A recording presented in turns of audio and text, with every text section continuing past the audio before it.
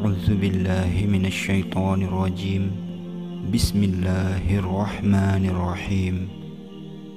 Assalamualaikum warahmatullahi wabarakatuh.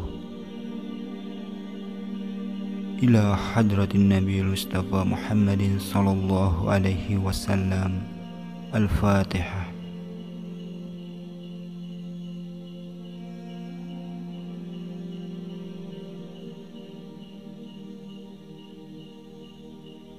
Summa ila hadrata qutbur rabbani Syekh Muhyiddin Abdul Qadir Jilani. Al-Fatihah.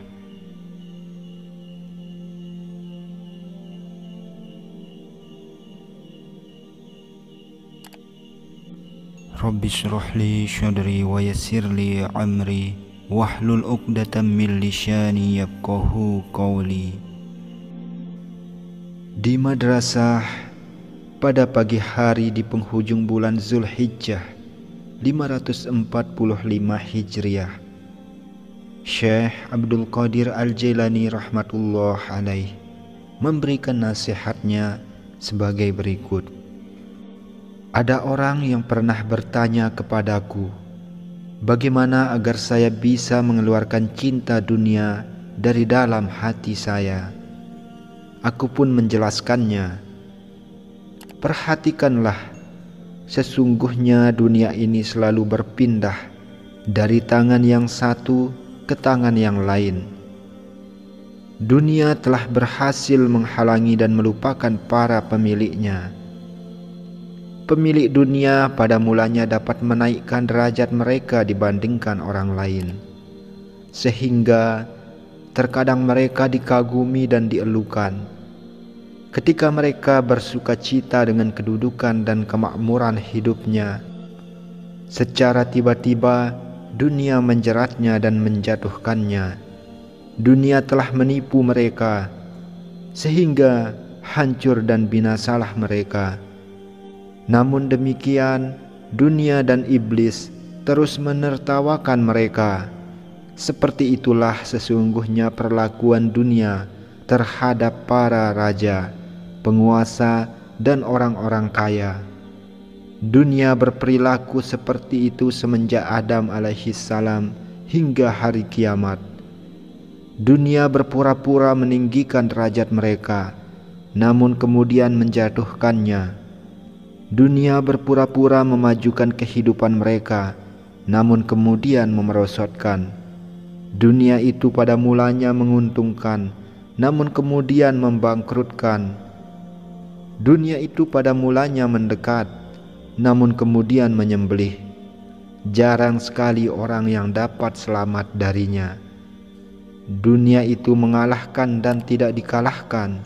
Sedikit sekali orang yang selamat darinya dan dapat mengenali hakikatnya. Ketahuilah, wahai orang yang bertanya, engkau hendaknya memandang dengan mata hatimu keburukan dunia, agar engkau mampu mengeluarkan cinta dunia dari dalam hatimu. Jika dengan mata kepalamu engkau memandang dunia, engkau tentu akan terpikat oleh keindahannya, dan engkau tidak akan sempat melihat cacat celanya. Selain itu, engkau juga akan sulit zuhud terhadapnya. Dunia akan membunuhmu sebagaimana ia telah membunuh orang-orang selain dirimu. Hendaknya engkau mengendalikan nafsumu hingga nafsu itu menjadi tenang. Jika nafsumu telah tenang, engkau akan mampu melihat cacat celah dunia, agar engkau bisa zuhud terhadapnya. Manakala nafsumu telah tenang, nafsu itu akan mampu menaati hati dan nurani, sehingga ia akan melakukan apa yang diperintahkan dan menjauhi apa yang dilarang olehnya. Jika nafsumu telah tenang, ia akan cenderung kepada hati, dan ia akan menerima dengan pemberian mereka. Mahkota takwa akan dilihatnya, sehingga ia akan dekat kepadanya. Berimanlah engkau, dan lakukanlah perbuatan yang benar. Janganlah engkau berbohong dan membantah para wali. Jangan sampai engkau menentang mereka, Sesungguhnya mereka adalah para raja di dunia dan di akhirat. Mereka memiliki segala sesuatu selain Allah Subhanahu wa ta'ala. Karena mereka adalah orang-orang yang dekat dengannya, Allah Subhanahu wa ta'ala telah memberi anugerah kepada mereka berupa kekayaan hati, dan Dia telah memenuhi hati mereka berupa kedekatan dengannya.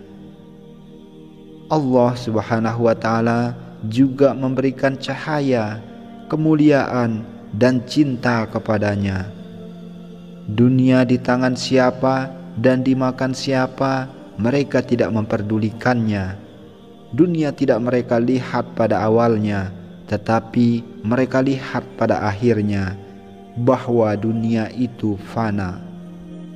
Mereka meletakkan Allah Subhanahu wa ta'ala di depan nuraninya. Mereka beribadah semata-mata karena takut dan mengharap ridhonya. Mereka telah diciptakan oleh Allah Subhanahu wa ta'ala untuknya dan untuk menemaninya. Allah Subhanahu wa ta'ala telah menciptakan segala sesuatu tanpa sepengetahuanmu. Dia melakukan apa saja sekehendaknya. Tanda-tanda orang munafik adalah bila berbicara berdusta, bila berjanji mengingkari, dan bila dipercaya berkhianat. Orang yang bebas dari sifat ini berarti bebas dari kemunafikan. Demikianlah maksud dari sabda Nabi Shallallahu Alaihi Wasallam. Inilah yang membedakan antara orang mukmin dengan orang munafik. Hendaknya engkau menggunakan cermin ini, dan hendaknya engkau melihat wajah hatimu. Maka engkau akan mengetahui apakah engkau seorang mukmin atau seorang munafik. Engkau juga akan mengetahui apakah engkau orang yang bertauhid atau orang musyrik, kecuali yang diambil dengan niat yang baik untuk akhirat. Dunia itu fitnah, menyibukkan, serta melalaikan. Jika menggunakan dunia dengan niat yang baik, maka dunia akan bernilai akhirat. Ikatlah kenikmatan itu dengan bersyukur kepada Allah Subhanahu wa ta'ala. Karena setiap kenikmatan itu memiliki hak untuk disyukuri.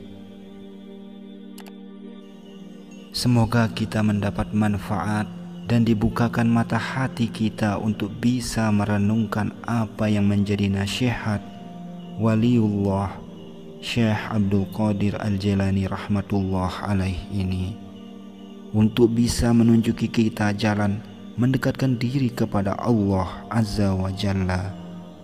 Amin, amin, amin ya rabbal alamin. Akhirul kalam, wabillahi taufiq wal hidayah. Assalamualaikum warahmatullahi wabarakatuh.